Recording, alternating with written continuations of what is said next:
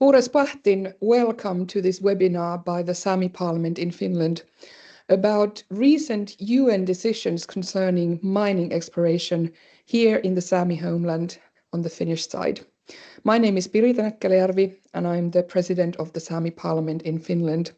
And I have here with me Martin Scheinin, professor of international law and human rights, who will soon introduce himself and his role in relation to these UN decisions. This webinar is available both in English and also in Finnish. And the idea is to offer information about these recent UN treaty body decisions concerning mining projects. And the decisions were made by the UN Committee on the Rights of the Child and the UN Committee on Economic, Social and Cultural Rights. In general, decisions by the UN treaty bodies are very important for us indigenous peoples, and in many ways they have helped us a lot here on the Finnish side as well in our efforts to strengthen Sámi rights and Sámi rights implementation. And this is the case also with these three decisions. First of all, we already see that they really have an impact when we, the Sámi Parliament in Finland, are negotiating with officials and ministries on mining matters. And secondly, we think that the decisions may also lead to changes in legislation in the future. And third point, most importantly, we hope that these UN treaty body decisions on the mining exploration matters act as a deterrent when international and also Finnish mining companies look at the Sámi homeland, because really these UN treaty body decisions show and underline how strong indigenous rights are on our traditional territories. And they can't be neglected in decision making and in various permit processes and so on. But without further ado, I'll give the floor to Professor Martin Scheinin, who will lead us through these decisions. Thank you, President Näkkäläjärvi. Indeed, on 10th of October 2024, the United Nations released the views by the Committee on Economic, Social and Cultural Rights and the Committee on the Rights of the Child in respect of individual complaints by Sámi, Indigenous Sámi, from the northwestern corner of Finland. Both cases resulted in finding of multiple violations of the respective treaties by Finland because of the substance and application of the Finnish Mining Act, which does not respect the principle of free, prior and informed consent when the mining industry is interested in the reindeer herding lands of the Sámi. The traditional lands of the Sámi are being utilized and exploited by mining companies with the permission and official approval by the Finnish state. Maybe I should mention a word about my own role in the cases, because I served as counsel in these two processes. It's not anything new. I am a full-time human rights law academic, having been a professor in the field for more than 30 years. But I'm also a practitioner on the side, and that practice has taken place in different forms. As some people know, I was actually a member of the Human Rights Committee for 8 years. I've been a United Nations Special Rapporteur on Human Rights and Counterterrorism. But before those functions and then after those functions, I've been also involved in litigation. And one of the fields where I have had a keen interest to participate also through litigation in the advancement of human rights is indigenous people's rights.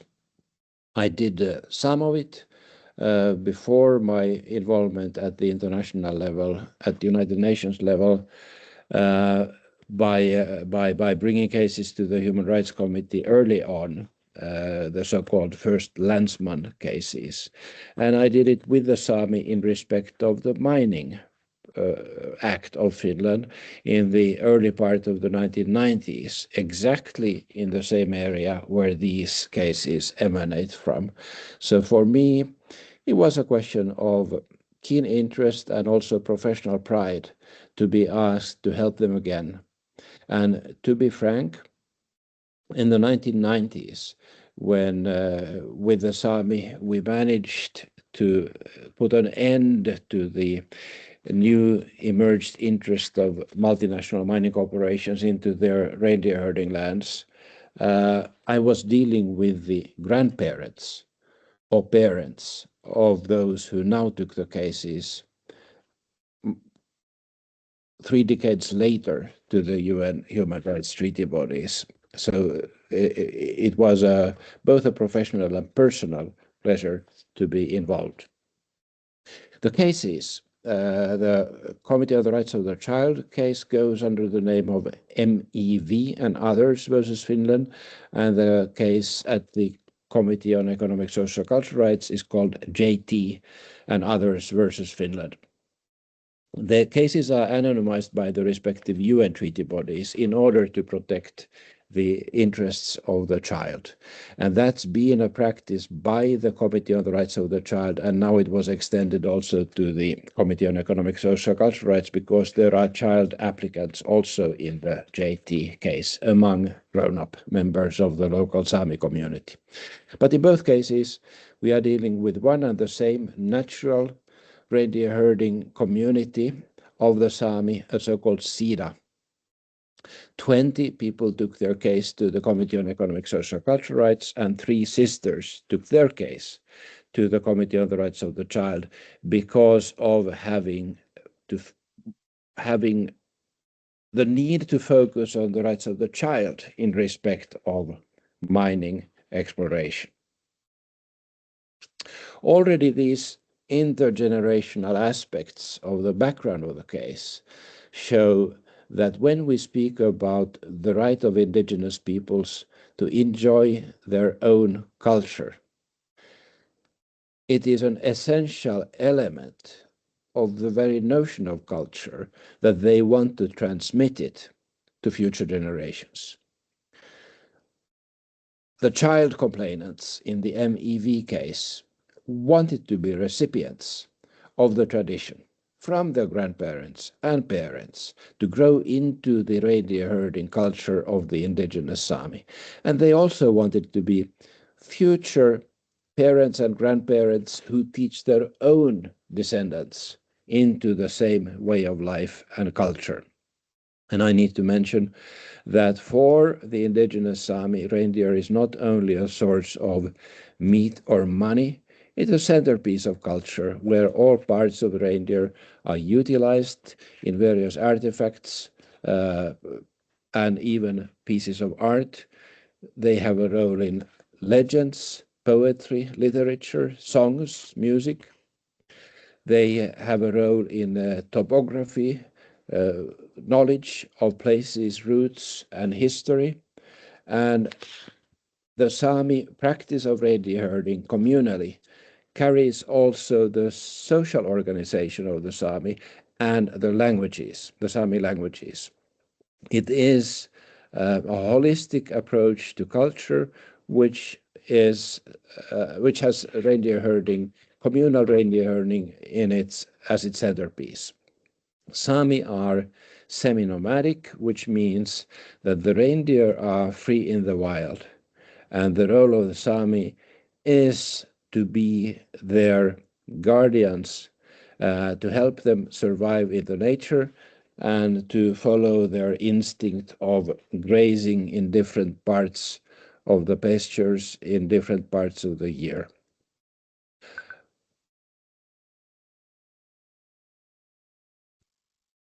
In both decisions, Finland was found to violate the respective UN human rights treaties. Primarily, that was a question of violations of the right to culture. It's formulated in somewhat different terms in the Covenant on Civil and Political Rights, the Covenant on Economic, Social, and Cultural Rights, and the Convention on the Rights of the Child. And one of the most important aspects of these cases is an integration of the interpretation between these three treaties. Now culture means the same in the three treaties in question. It's a question of not only high culture, cultural life in that sense, it's a question of culture as a way of life, culture as a defining characteristic of a community and an intergenerational community where traditions, practices, forms of livelihood are passed on from one generation to the next. Here, the committees found violations of the right of the Sámi to enjoy their own culture and to transmit it to new generations, including future generations. The second important aspect is these were climate change cases, not in the sense of most climate change litigation where human rights complaints and human rights courts or treaty bodies are used as a forum to litigate on the greenhouse gas emissions of states with an effort to mitigate climate change. That happens based on human rights arguments and has been successful in some cases, including the Klimaseniorinnen case versus Switzerland in the European Court of Human Rights. These cases are different because here climate change is a context which changes the degree of what states are required to do in order to respect indigenous peoples' rights. The claim was not that Finland, through its own greenhouse gas emissions, has destroyed the culture of the complainants and their natural reindeer herding community, the Kovalaba-Sida herding unit. No, the case was Finland is participating in the process of climate change as one of many emitters of greenhouse gases. And at the same time, Finland is doing other things which also harm the reindeer herding and its vitality and sustainability of the Sámi. Climate change shifts the demarcation line between a violation and a non-violation of the human rights of the Sámi. Because of climate change, now Finland must do more. It must be restrictive in relation to interferences in Sámi lands and the reindeer pastures, and it has positive obligations to support the Sámi in their efforts to maintain, enjoy, and transmit their own culture.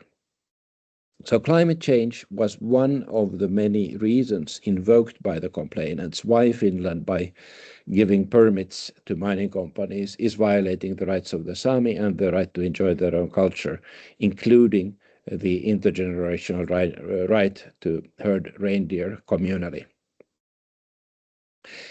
There were other provisions of the respective treaties violated as well, either alone or in conjunction with the right to culture. They are prohibition against discrimination and the right to a livelihood.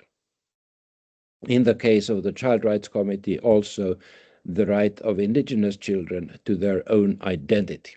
Depriving them of their culture also deprives them of their identity as indigenous Sámi children. I'll say a word about the non-discrimination aspect. With these decisions, the two UN Human Rights Treaty bodies, Committee on Economic, Social, and Cultural Rights and Committee on the Rights of the Child, follow the Racial Discrimination Committee and the European Court of Human Rights in establishing a very important principle of the human right not to be discriminated against. To put it short, the prohibition against discrimination does not only mean that persons in a similar situation must not be treated differently. It also means persons in a different situation must not be treated identically. Difference has to be taken into account when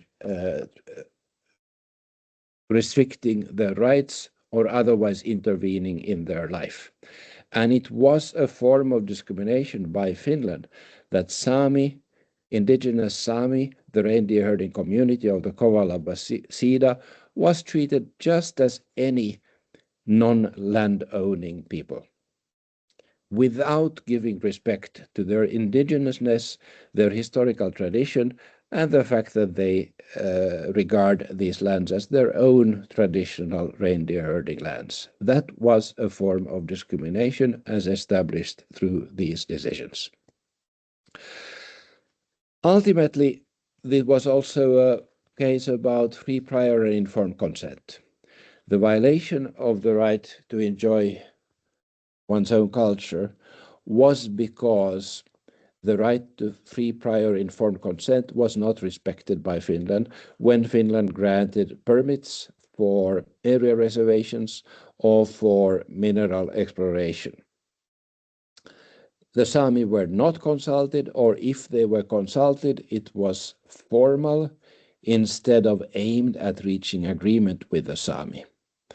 The case goes against the position of the Supreme Administrative Court of Finland, which in the case of area reservations has said the Sámi do not have a right to appeal, because giving an area as reserved to one company only affects the rights of other companies, but it doesn't affect the rights of the Sámi because no mineral is taken out of the ground yet.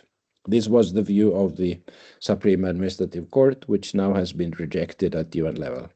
And in the issue of mineral exploration permits, the same court said it was enough to organize a meeting where the Sámi were present and could express their opposition to the project. They had been heard. This was rejected at UN level. Free, prior, and informed consent must be applied, and that means there must be a good faith effort to engage the indigenous group and to find solutions which they can accept. Only then they have been properly consulted and involved, if they have had a chance to affect the design of the project, if any. What comes first is impact assessment. And then when the impacts have been assessed is the phase of the consultation of the indigenous group. And their position, their red lines, their balancing arguments must be taken seriously so that the project is amended or dropped instead of stubbornly pushing it through against the opposition of the indigenous people. What will follow from these decisions is that at least the practice must change so that the Finnish Mining Authority, the Agency for Safety and Chemicals, must move with impact assessment first and then proper involvement of the Sámi, and only then when impacts are clear that consultation can be properly organized. Self-determination rights were strengthened through these cases, and also here one can see how the respective committees now integrate the understanding of the right of self-determination of indigenous peoples across the different UN treaties. And the major outcome in this respect of these cases is that self-determination of an indigenous people does not happen only at the national level, for instance by hearing the Sámi Parliament by the Finnish government. No, it must also take place at the local level, so that the natural community of the Sámi, in this case the Sida, the reindeer herding unit, which is family or kin-based natural unit consisting of Sámi individuals from multiple families and multiple generations, they must be involved in the process for free, prior, and informed consent instead of seeking just national level consent by the Sámi as a whole. And from the Child Rights Committee's decision follows that children must have a special place in those processes for involving the Sámi in decision making. This can be implemented under the existing Mining Act if the Safety and Chemicals Agency completely changes its approach, and if the Supreme Administrative Court, as the appeal body, also changes its approach and takes seriously that these treaties are part of Finnish law and they are now interpreted in a manner which strengthens also the procedural rights of the Sámi to appeal against decisions by the Safety and Chemicals Agency, if necessary. Probably also amendments of the legislation, the Mining Act, will need to be considered so that the principle of free, prior and informed consent is written into the text of the Mining Act. Now, there's a general clause of consulting Sámi, but it's weaker than the role of the recognized landowner recognized by the state, which the Sámi are not, even if they are traditional Sámi lands, and weaker than the municipality.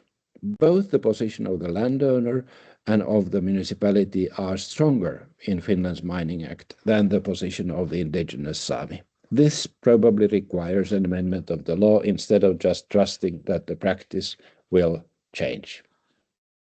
Free, prior and informed consent is often referred to as not giving Indigenous peoples the right of veto to stop projects, such as in the field of mining.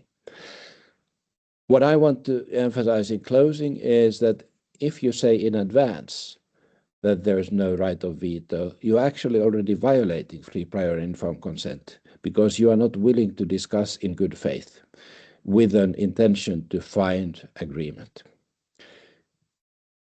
FPIC may mean a right of veto, particularly if Indigenous families and communities need to be displaced, or if harmful waste is going to be placed in nature in their areas. And mining can cause either one of these. So hence it is wrong, not only in respect of the principle of FPIC itself, but also as to the outcome, to say that the Indigenous people have never a right of veto. Sometimes they do, and that should be respected. The respect for the principle of free, prior and informed consent starts from respecting that it's genuinely a right, which may sometimes mean a right of veto, often it doesn't, but it does mean willingness to change the project to accommodate the wishes, interests and rights of Indigenous peoples. Thank you.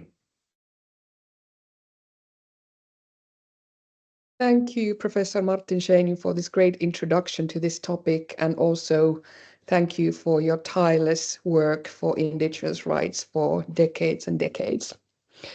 We will add some links to further information about the UN treaty body decisions below this webinar video, so you can find more information. You can always also contact us at the Sámi Parliament in Finland, and we're happy to provide more information about these cases. In closing, I want to say that one of the most important things that is emphasized in these decisions is the intergenerational justice. And that is really at the heart of our thinking as Indigenous peoples, because for us, it is so crucial that we are able to transmit our way of life, our culture to the next generations. And in these decisions, of course, this has been taken into account and understood in a very good way, and also in the context of climate change, which is a huge challenge for us. But thanks for watching this webinar, and hope this provided information and a good introduction for you. And if you have any further questions, then please get in touch with us. Thank you. Kiitos.